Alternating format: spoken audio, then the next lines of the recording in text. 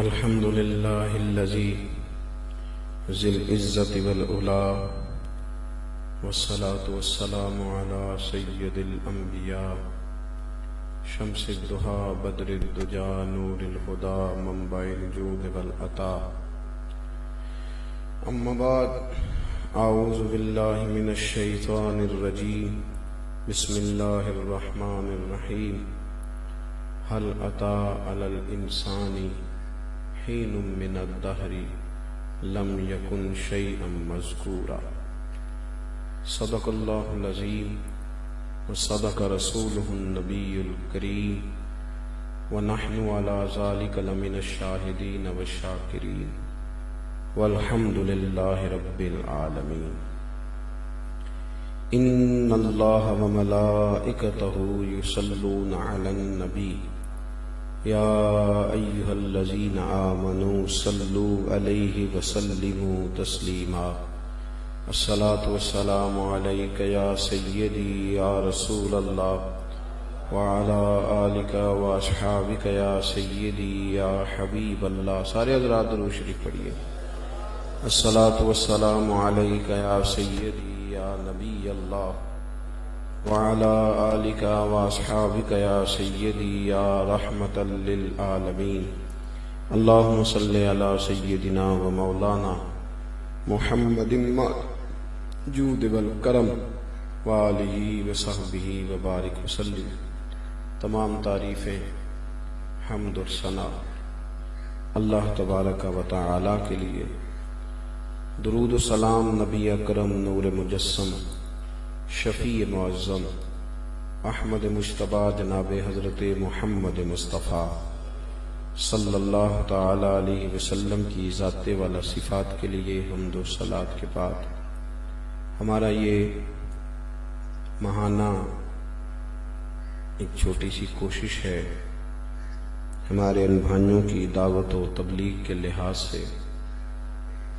اللہ کو جب تک منظور ہوگا یہ سلسلہ انشاءاللہ چلتا رہے گا. آپ حضرات کبھی بھی اس ڈاؤٹ کا شکار نہ ہوا کریں کہ شاید پروگرام کسی اور جگہ پہ منتقل کیا گیا ہے. ذرا کچھ وقت ایسا ہوتا ہے کہ جب انسان کے پیار کرنے والے زیادہ ہوتے ہیں تو اس کے حقوق زیادہ ہو جاتے ہیں. تو کئی دفعہ کچھ حکم بزرگوں کے معاملات ایسے ہوتے ہیں کہ کہیں اور بھی جانا پڑ جاتا ہے، ورنہ اجتماع یہی ہے اور انشاءاللہ اللہ کو جب تک منظور ہوگا یہ یہی انعقاد پذیر ہوگا. کیونکہ نیا پروگرام ہوگا تو آپ کو مطلع کر دیا جائے گا. کرنے کا کام یہ ہے کہ آپ سب حضرات کوشش فرمائیں. اگر آپ کو لگے کہ یہ کام ٹھیک ہے، اگر لگے تو پھر نبی پاک صلی اللہ علیہ وسلم نے فرمایا ہے جو اپنے لیے پسند کرو وہ اپنے بھائی کے لیے بھی پسند کرو. مسکرا رہے ہیں آپ ماشاءاللہ، اچھا ہے مسکرانا. اگر آپ کو یہ کام اچھا لگے تو پھر کوشش فرمایا کریں کسی اور کو بھی دعوت دے دیں. تھوڑی دیر کے لیے یہاں ہر مہینے جمع ہوا کریں. بڑا مختصر، میری تو بڑی خواہش ہوتی ہے کہ مختصر کر کے چیزوں کو کہا جائے، اور چونکہ میں بغیر کسی کے حکم کے چلتا ہوں تو میں کوشش کرتا ہوں کہ اس کو اپنی ترتیب کے ساتھ تھوڑا سا طے کر دیا جائے. ہمارے بھائی نے بڑا خوبصورت کلام اعلیٰ حضرت پڑھا ہے. اللہ تعالیٰ انہیں بہترین صلہ عطا فرمائے. اور میں سوچ رہا تھا ان کا بڑا پیار ہے عمران بھائی کے ساتھ. انہوں نے 3 شعروں کا حکم دیا تھا، انہوں نے 5 پڑھ دی. اب حکم عدولی ہو گئی، عمران بھائی چاہے ناراض ہو جائے. تو اللہ تعالیٰ جزائے خیر عطا فرمائے، کو برکات عطا فرمائے. یہ عذرائے محبت بات کی ہے میں نے پیار کے ساتھ. ایک دوست نے کہا تھوڑا سا پڑھوں، میں نے کہا پڑھ لیں 2-3 شعر. انہوں نے پھر 10-11 پڑھے اور مائک میں یہ کہا کہ حضرت کے حکم سے 3 پڑھنے لگا ہوں. تو میں نے انہیں بعد میں کہا آپ نے تو حکم عدولی کر دی. یہ محبت سے بات کر رہا ہوں. اللہ تعالیٰ آپ سب کو بہترین صلہ عطا فرمائے، جزائے خیر عطا فرمائے. تو میں جو بات عرض کرنے جا رہا تھا اس پر آپ حضرات توجہ فرمائیں گے کہ آپ کوشش فرمائیں کہ تھوڑا تھوڑا دوستوں کو پیغام دیا جائے اور دین کا یہ کام جو ہے اس میں تھوڑا سا شمولیت اختیار کی جائے. اللہ آپ کو اور مجھے اخلاص کی دولت عطا فرمائے، اور اللہ تعالیٰ ذاتی مفادات سے، ذاتی شہرت سے ہم سب کو محفوظ فرمائے۔ قرآن مجید نے ارشاد فرمایا کہ هل أتى على الإنسان حين من الدهر لم يكن شيئا مذكورا، فرمایا انسان پر ایک وقت وہ بھی گزرا ہے کہ جب اس کا کہیں بھی ذکر نہیں کیا جاتا تھا، جب یہ کوئی قابل ذکر چیز نہ تھا۔ لم یکن شیئا مذکورا، جب یہ کوئی قابل ذکر چیز نہ تھا، اس کا نام بھی نہیں تھا، اس کا کوئی گھر بھی نہیں تھا، اس کے نام کوئی پلاٹ بھی نہیں تھا، اس کی کوئی بیوی بھی نہیں تھی، اس کا کوئی بچہ بھی نہیں تھا، اس کے ماں باپ بھی نہیں تھے، کیونکہ یہ خود ہی نہیں تھا۔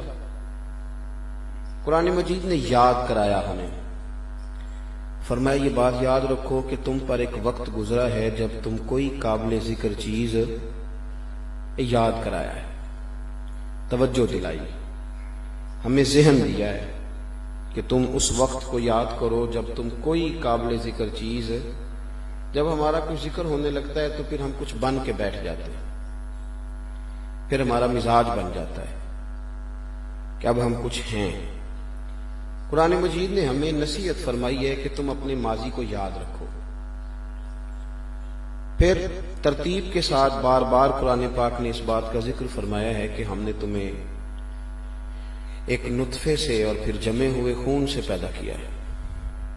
تم پلٹ کے یاد رکھو، بہت سارے لوگ زندگی میں بہت ساری چالاکیاں کرنے کی کوشش کرتے ہیں، عقل اللہ تبارک و تعالیٰ دیتا ہے تو پھر وہ عقل کے زور پر بازار گرم کر لیتے ہیں تیزیاں دکھانے کا۔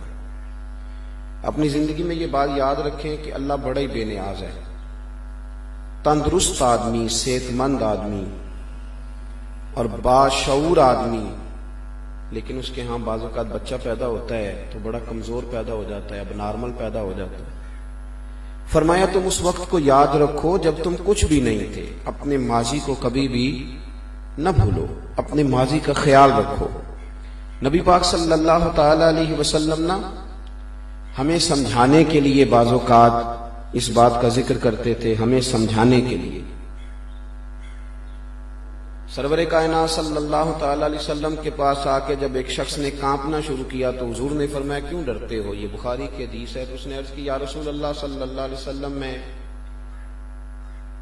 مدینے کی حکومت کے سربراہ کے پاس آیا ہوں تو ڈر لگ رہا ہے، کوئی بات ایسی نہ ہو کہ آپ ناراض ہو جائیں۔ تو نبی پاک صلی اللہ تعالی علیہ وسلم نے فرمایا کہ تم کسی حکومت کے سربراہ کے پاس نہیں آئے، اور یہ لفظ کہتے حضور رو پڑے۔ فرمایا تم تو اس بیٹے کے پاس آئے ہو جس کی ماں کھجور کے خشک ٹکڑے کھا کے بھی گزارا کر لیتی۔ وہ ماضی کی ساری چیزیں، الحاوی الفتاوی میں امام سیوطی نے لکھا ہے کہ نبی پاک صلی اللہ علیہ وسلم رو پڑے ایک دن اور فرمانے لگے میری اماں نے وہ وقت دیکھا تھا کہ جب میرے وجود پر کپڑے بھی پورے نہیں تھے، غربت تھی، آزمائش تھی، پریشانی تھی۔ سرکار فرمانے لگے کاش آج میری ماں حیات ظاہرہ میں ہوتی، موجود ہوتی، میں نماز پڑھانے آتا، سورہ فاتحہ پڑھ لیتا تو میری ماں کو کوئی کام یاد آتا، وہ کہتی بیٹا محمد میری بات سننا، تو حضور فرماتے میں اللہ کی نماز چھوڑ دیتا، پہلے اپنی اماں کی بات سن کے آتا۔ یاد رکھ لیں اس بات کو کہ اپنا ماضی، آپ کل کیا تھے، کہاں تھے۔ ہماری حیثیت یہ تھی کہ ہمیں پیشاب آ جاتا تھا، پخانہ آ جاتا تھا، پر ہمیں شعور نہیں ہوتا تھا کہ آ گیا ہے، اور ہم اپنا سارا جسم آلودہ کر لیتے تھے، کپڑے بھر لیتے تھے۔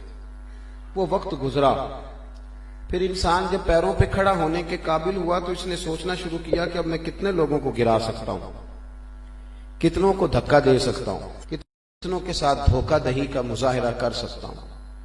اللہ تبارک و تعالیٰ فرماتے ہیں تو کیوں نہیں یاد رکھتا کہ تو کیا تھا اور رب کریم نے تجھے کیا بنا دیا ہے۔ حدیث مبارکہ سیاستہ میں موجود ہے، حضرت ابو ہریرہ رضی اللہ تعالیٰ عنہ فرماتے ہیں کہ نبی پاک صلی اللہ علیہ وسلم نے فرمایا کہ ایک شخص تھا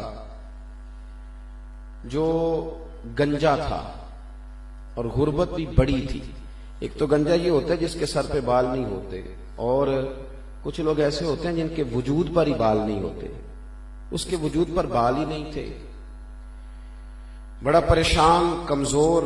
اور آپ دیکھیں نا، مرد کے وجود پر چہرے پر بال نہ ہوں تو کتنی تکلیف محسوس کرتا ہے. یہ الگ بات ہے کہ جب اللہ داڑھی دیتا ہے تو لوگ کٹوانی شروع کر دیتے ہیں، حالانکہ جب تک نہ ہو تو تکلیف محسوس ہوتی. تو اللہ تبارک و تعالیٰ کی بارگاہ میں وہ اکثر رویا کرتا تھا. اسی طرح ایک شخص ایسا بھی تھا جو نابینا تھا، اس کے پاس آنکھیں نہیں تھی، وہ بھی تڑپتا تھا کہ آنکھیں مل جائیں.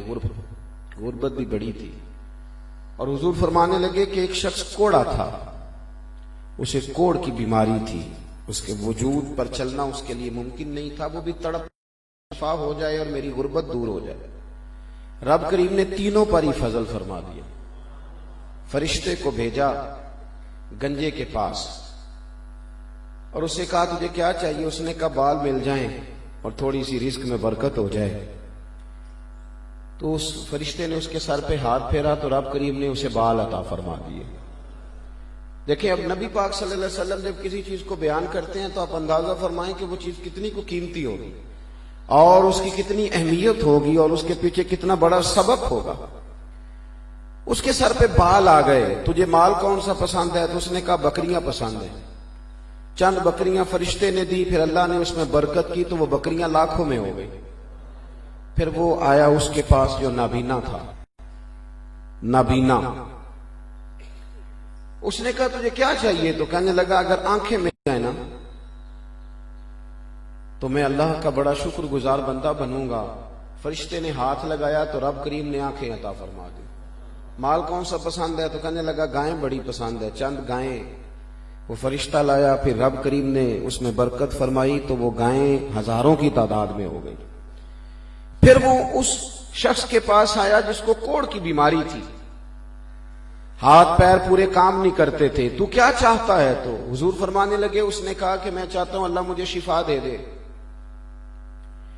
اور پھر رب کریم میرے رزق میں برکت کر دے. فرشتے نے ہاتھ پھیرا تو اللہ نے شفا دے دی.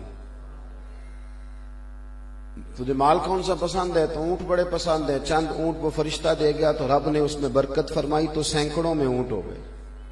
اب جب حالات گزرتے ہیں نا تو پھر لوگوں کا ماحول بدل جاتا ہے. بیمار ہوتے ہیں تو کہتے ہیں بس بھائی اب میں ہوں اور مسجد ہے، میں ہوں اور قرآن پاک ہے. ذرا کوئی جھٹکا لگتا ہے تو پھر لوگ ہلتے ہیں اور کہتے ہیں توبہ میری. تندرستی آتی ہے تو بھول جاتے ہیں. اور پھر جب اللہ مال و دولت دے دیتا ہے تو دوستیاں بھی بدل جاتی ہیں، تعلق داریاں بھی بدل جاتی ہیں، پھر سٹیٹس بدل جاتا ہے، پھر معیار بدل جاتا ہے. پھر ایک بڑے لوگوں کی ٹیم ہوتی ہے جس میں اٹھنا بیٹھنا چلنا پھرنا رہنا انسان پسند کرتا ہے. پھر وہ بالکل نہ معیار اپنے لیتا ہے کہ نہیں اب تو میں کوئی اور چیز ہوں. حضور فرماتے ہیں پھر رب کریم نے ان تینوں کی آزمائش کا ارادہ فرمایا. یہ یاد رکھ لیں وہ آزمائش کرتا ہے. وہ آزمائش ہاں یاری تیری سونا ہے پر ازمائشاں بھی تیریاں اگ. سونا پرکھیا جامدائی پہلو نال اگاں دے لگ. آزمائش کا ارادہ فرما لیا. اللہ نے فرشتے کو بھیجا اس کے پاس جو گنجا تھا اور کہا تیرے پاس بکریاں ہیں تو ان میں سے کچھ اللہ کے رستے میں دے. کہنے لگا میرے خرچے ہی بڑے. آپ کو پتہ نہیں کہ میرے پاس اگر مال ہے تو میرے لوازمات کتنے ہیں، ضروریات کتنی ہیں، کتنے لمبے چوڑے معاملات ہیں میرے. آپ کو پتہ نہیں میرے تو بڑے خرچے ہیں، میں تو دے ہی نہیں سکتا. تو فرشتہ کہنے لگا میں نے تو سنا تو گنجا تھا اور غریب تھا. کہنے لگا چل دوڑ جا، میں تو خاندانی رئیس ہوں اور بڑا مالدار آدمی ہوں. دادا کے پاس بڑے پیسے تھے، پردادا تو مالک تھے سارے شہر کے. تمہیں کیا پتا ہو، تم کیا تو بات. غصے میں آ گیا. تو فرشتے نے کہا سن پھر میں اللہ کی طرف سے آیا ہوں، تو اسی طرح ہو جائے گا جیسے تو تھا. مال بھی سارا چلا گیا، بال بھی سارے چلے گئے. وہیں آ کے کھڑا ہو گیا جہاں سے شروع ہوا تھا. دعا فرمائے اللہ پردہ پوشی عطا کرے، اللہ پردہ پوشی عطا کرے، اللہ پردہ پوشی عطا فرمائے. پھر دوسرے کے پاس آیا اور اسے آ کے کہا تیرے پاس بڑی گائیں ہیں تو کوئی گائے دے اللہ کے رستے میں. وہ کہنے لگا میرے بڑے خرچے ہیں، تمہیں نہیں پتا مزدور میرے پاس کتنے ہیں، تمہیں نہیں پتا میں مسجدوں میں کتنا تعاون کرتا ہوں، میں پتہ نہیں میرے رشتہ داروں کے معاملات ہیں، بڑے میرے لمبے چوڑے مسئلے ہی نہیں سکتا. میری باتوں کی سمجھ آ رہی ہے آپ حضرات کو؟ تو فرشتہ کہنے لگا میں نے تو سنا ہے تو اندھا تھا، 4 روپے کمانے کے قابل نہ تھا، مالک نے تجھے نواز دیا، شفائیں دی۔ کہنے لگا یہ تو کیا کہہ رہا ہے، میں تو خاندانی رئیس ہوں، کئی پشتوں سے مالدار چلا آ رہا ہوں، فلاں حویلی بھی ہماری، فلاں کھیت کھلیان بھی ہمارے۔ فرشتے نے کہا اچھا سن، پھر میں اللہ کا فرشتہ ہوں اور وہی ہوں جس نے ہاتھ رکھ کے تیری آنکھیں ٹھیک کی تھی، اب تو ایسے ہی ہو جا جیسے تو پہلے تھا۔ پھر وہ فرشتہ اس کے پاس آیا جو کوڑ کی بیماری میں مبتلا تھا، اسے آ کے کہا کہ تیرے پاس بڑے اونٹ ہیں، اگر میں تجھے کہوں کہ اللہ کے رستے پہ دے تو دے گا؟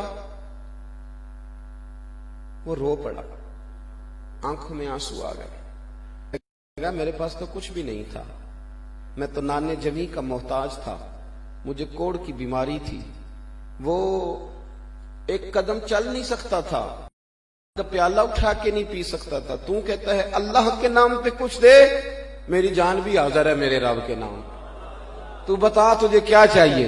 یہ جتنی چیزیں کھڑی ہیں ساری اللہ کی دی ہوئی ہیں، میری تو حیثیت نہیں ایک دانے کی، میں تو ایک قطرے تک کا مال کمانے کی یہ سارا میرے مالک کا ہے، تو میرے رب کے نام پہ جو مانگے گا میں حاضر کروں گا۔ تو فرشتہ کہنے لگا رب کو تیرے مال کی ضرورت تو نہیں، اس نے تو آزمائش کے لیے بھیجا تھا، اب اللہ نے فیصلہ کیا ہے تیری تندرستی بھی رہے گی اور اللہ تجھے اسی طرح مال بھی عطا فرمائے گا۔ اب نہ گاؤں سے آ کر پڑھنے والے بھول ہی گئے کہ کس کی ماں نے کتنا زیور بیچا تھا، اب تو سارے رئیس ہیں، تو سارے مالدار ہیں، اب تو سارے دانشور ہیں، آپ کسی کو چھیڑیں۔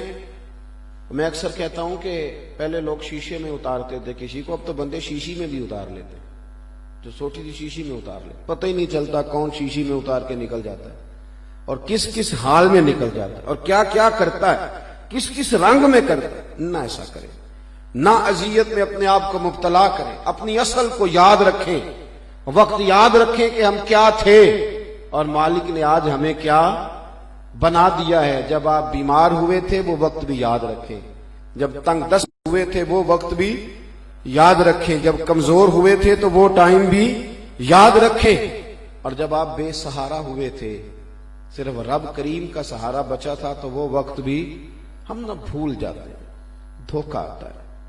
جب ہم بھول جاتے ہیں تو پھر چلتے ہیں اکڑ کے، بیٹھتے ہیں پھیل کے، بات کرتے ہیں تو جملوں میں تکبر ہوتا ہے، ایک دوسرے کا ذکر کرتے ہیں تو اس میں یوں لگتا ہے کہ جیسے کوئی بہت بڑا ذی شعور آدمی بات کر رہا ہے۔ اپنے کبھی بھی اپنی اس حیثیت کو نہ بھولیں جہاں آپ تھے اور رب کریم نے آپ کو، اور بہت سارے لوگ ایسے ہیں جنہوں نے کوئی محنت نہیں کی، کو میری طرح بہت زیادہ مشقت نہیں کی، بس مالک نے چاہا تو اپنے فضل سے ہی نواز دیا، کو بہت لمبے چوڑے پاپڑ نہیں میلے۔ کیا ضرورت ہے انسان کو مبتلا تکبر ہونے کی، کیا ضرورت ہے اسے بن کر بیٹھ جانے کی؟ اپنی حیثیت کا تعین کریں اور یاد رکھیں ان جگہوں پر قائم رہیں جہاں آپ موجود تھے۔ حضرت عمر فاروق سارے کہیے رضی اللہ عنہ، حضرت عمر کے نام میں بڑا جادو ہے، خالی نام میں، حضرت عمر کے نام میں بڑا جادو ہے۔ حضرت عمر کا نام بھی لے تو خون جوش مارتا، اتنا تگڑا بندہ، اتنا دلیر آدمی، اور حضرت عمر کے اپنے زمانے میں حضرت عمر کو بھی پتا تھا کہ میں جدھر چلتا ہوں کائنات چلتی ہے۔ وہ حضور محدث اعظم رحمۃ اللہ تعالیٰ علیہ مولانا سردار احمد صاحب کو اللہ نے بڑی شان عطا فرمائی تھی، تو وہ جہاں بیٹھ جاتے تھے نا، کسی جگہ پتہ چلتا بیٹھے ہیں تو 15-20 لوگ تو بلا وجہ جمع ہو جاتے تھے، اور کسی گلی میں چلنے لگتے تھے تو ملنے ملانے والے اتنے لوگ ہو جاتے تھے کہ 150 آدمی پیچھے چلنے لگتا تھا۔ تو ایک دانشور ایک دفعہ ان سے ملنے آئے تو کہنے لگے مولانا آپ کا بھی انوکھا ہی کام ہے، جہاں بیٹھ جاتے ہو وہاں محفل ہو جاتی ہے، جہاں چلنے لگتے ہو وہاں جلوس نکل آتا ہے۔ یہ کچھ لوگوں کو اللہ اعزاز دیتا ہے۔ سیدنا فاروق اعظم رضی اللہ تعالیٰ عنہ کا کمال دیکھیں، ان کا اعزاز دیکھیں کہ ان کی اپنی حیات مبارکہ میں انہوں نے جس مہم پر لوگوں کو بھیجا، صحابہ کو مہم سر کر دیا۔ حضرت عمر فاروق نے جو نئی ترتیب لگائی، وہ نیا منصوبہ بنایا تو اللہ تعالیٰ نے اس میں برکت پیدا فرمائی۔ آپ غور فرمائیں نا کہ ایک شخص ہے زلزلہ آئے تو وہ زمین پہ دھرا مار دے. کتنی تیاریاں کرنی پڑتی ہیں, کتنا کچھ کرنا پڑتا ہے, لیکن وہ دھرا مارے تو زلزلہ رک جائے. بھئی بارش نہ ہو تو کسی کے پاس حل ہے سوائے دعا کے. لیکن حضرت بلال بن حارث المزنی رضی اللہ تعالیٰ عنہ فرماتے میں حضور کے روزے پہ تھا, سو رہا تھا, کئی دنوں سے بارش نہیں ہو رہی تھی. میں عرض کر رہا تھا یا رسول اللہ مہربانی کریں. تو کہتے ہیں نبی پاک میری خواب میں ہے اور فرمایا عمر کو میرا سلام کہنا, اور اسے کہنا ذرا ہاتھ ہولا رکھا کرے, اسے کہنا ذرا نرمی کرے, اور فرمایا اسے یہ بھی جا کے کہنا کہ تمہیں مبارک ہو, اللہ جلدی بارش عطا فرمائے گا. اتنا بڑا آدمی, اتنا بڑا آدمی, اتنا بڑا کہ کفر سارا اکٹھا ہو کے کہے کہ عمر اگر 6 ماہ دنیا میں اور رہتے تو شاید دنیا میں کوئی کافر نہ ملتا. انہیں نہیں پتا تھا میرے اندر کتنی صلاحیتیں. انہوں نے یہ حدیث سامنے بیٹھ کے سنی تھی. حضور نے فرمایا جبریل امین 950 سال میرے عمر کی شان بیان کرے تو شان ختم نہیں ہوتی. اور حضور نے فرمایا یہ عمر, میرے عمر کا یہ مرتبہ اور مقام ہے کہ گلی سے گزرے تو شیطان رستہ بدل کے گزرتا ہے. حضرت عمر نے ساری باتیں سنی ہوئی تھی نا, تو کہہ سکتے تھے نا میرا بڑا مقام ہے, میرے بارے میں حضور نے کہا ہے. اور ہمارے پاس ایک لفظ ہے آج کل بولنے کے لیے تحدیث نعمت کے طور پر, کہہ دیتے ہیں نا ہم کہ میں جی تحدیث نعمت کے طور پہ بتاتا ہوں. انہوں نے تو کبھی یہ لفظ کہہ کے اس کی ہوٹ میں چھپ کے بھی نہیں یہ بات کہی. حضرت عمر فاروق رضی اللہ تعالیٰ نے کبھی یہ جملہ نہیں کہا, کبھی, کہ حضور نے میرے بارے میں یہ کہا. قرآن مجید کی 20 آیات ہیں جو حضرت عمر نے کہہ لیا, رب کریم نے ان کی رضا کے مطابق قرآن نازل فرما دیا. اتنا بڑا آدمی ہے, لیکن جا رہے ہیں مدینہ شریف سے مکہ کی طرف عمرہ کرنے کی غرض سے, تو رستے میں ایک خشک تنا آ گیا.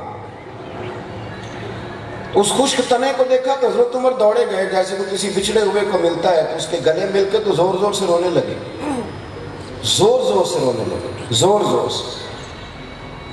لوگوں نے کہا عمر کیا ہوا؟ فرمانے لگے یہاں نا میں اونٹ چرایا کرتا تھا, یہاں میں اونٹ چرایا کرتا اور میرے سے اونٹ نہیں سنبھالے جاتے تھے. میرا باپ مجھے ڈنڈوں سے مارتا تھا. جب بھی کوئی آیا, جب بھی کسی نے آ کے کہا عمر تیری بڑی شان ہے, تو فاروق اعظم کہنے لگے نہیں میں تو اونٹ چرانے والے کا بیٹا, نہ میں تو اونٹ چرانے والے کا بیٹا, نہ بھائی میں تو غریب ماں کا بیٹا. میں نے ایک اجتماع میں ایک دفعہ چلا گیا, کراچی میں تھا, تو احباب سمجھتے ہیں کسی شخص کو دیکھ کے کہ یار شاید بندہ بہت بڑا ہے, تو ایک بہت بڑے ہوٹل میں انہوں نے ہمیں ٹھہرایا, بہت سارا ہمارے لیے بندوبست کیا, بڑے سارے اعزازات دیے. انہوں نے یہ کہا کہ ہم کھانا اپنی مرضی کا نہیں پکائیں گے, آپ بتائیں گے رات کو کہ صبح ناشتے میں کیا لیں گے, اور صبح بتائیں گے کہ دوپہر کے کھانے میں کیا کھائیں گے. وہ سارا کچھ کرتے رہے. جب میں آنے لگا 2 روز کے بعد, تو مجھے کہنے لگے کہ یہ اچھے اخلاق کا مظاہرہ ہوتا ہے نا, کوئی غلطی ہو گئی ہو تو معاف کر دینا, ویسے ہم آپ کی شایان شان کچھ کر تو نہیں سکے. آپ یقین کریں میں ایئرپورٹ پہ رو پڑا. میں نے انہیں کہا کہ میں نے اپنے ابا سے بڑا پیار کیا زندگی میں, بڑی محبت کی ہے. میں نے ان کے ہاتھوں پہ ہمیشہ چھالے دیکھے, اور مجھے زندگی میں مزہ اس روٹی کا آیا کہ میری اماں بیٹھ کے نا چولہے پہ کھانا پکاتی تھی. تو روٹی کھاتے وقت وہ کہتی تھی کہ پیڑھی لے کے اتنے ہی آ جا میرے کو, اٹھ کے نہیں جایا جاتا. پھر جب وہ سالن ڈال کے دیتی تھی تو کہتی تھی دوبارہ نہ مانگنا, باقیوں بھی کھانا ہے. وہ سالن اگرچہ تھوڑا ہوتا تھا, لیکن اس کی جو طلب تھی, اس کا جو ذوق تھا, اور اس ہنڈیا میں یوں لگتا تھا کہ ہیرے جواہرات پڑے ہوئے ہیں. اس سے زیادہ بڑھ کر کبھی کسی موقع پر بھی وہ چاشنی میسر نہیں آئی. مجھے بڑی اچھی طرح یاد ہے کہ مجھے ایک دفعہ میرے ابا جی نے پورا 100 روپیہ دے دیا تھا. میری فیس اس وقت اسکول کی جو تھی وہ 14 روپے تھی, سرکاری اسکول کی فیس. انہوں نے مجھے 100 روپیہ دے دیا, کہنے لگے دل کر رہا ہے تجھے 100 روپیہ دوں.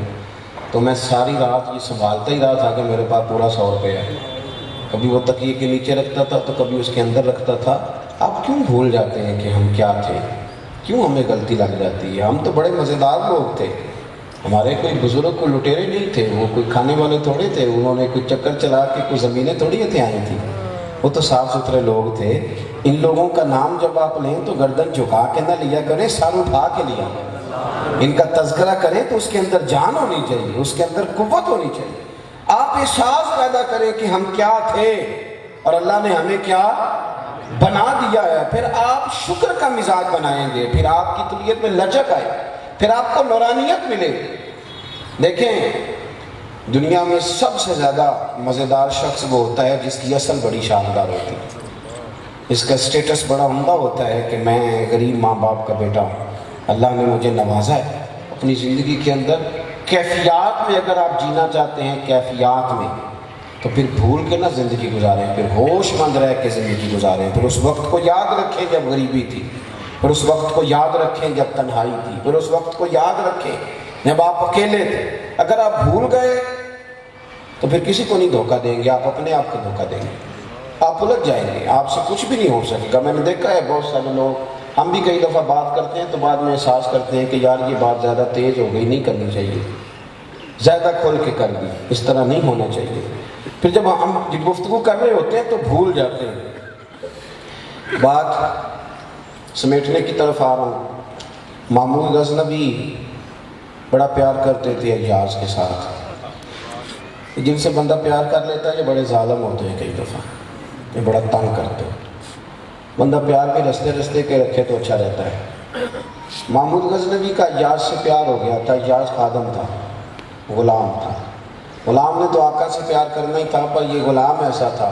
اقبال تعریف کرتے ہیں, کہتے نہ غزنوی میں تڑپ رہی اور نہ وہ خم ہے زلف ایاز میں. اب وہ رنگ نہیں ملتا. ایاز کی زلف میں بھی بڑا خم تھا, اس میں بھی کچھ خوبیاں تھیں کہ جس کی وجہ سے پیار کرنے کو جی چاہتا تھا. پورا شعر پڑھ دوں تو میرا خیال ہے پھر ہی سمجھ آئے گی آپ کو.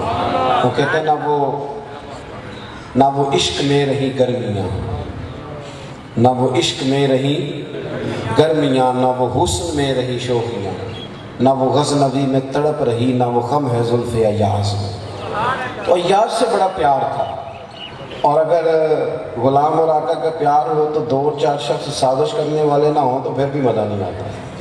یہ ہونے چاہیے, یہ مزہ بڑھاتے ہیں, یہ اس ذائقے میں لذت ہونے چاہیے نا. دو چار بندے دیکھیں نا جی, نعمت ہو تو کوئی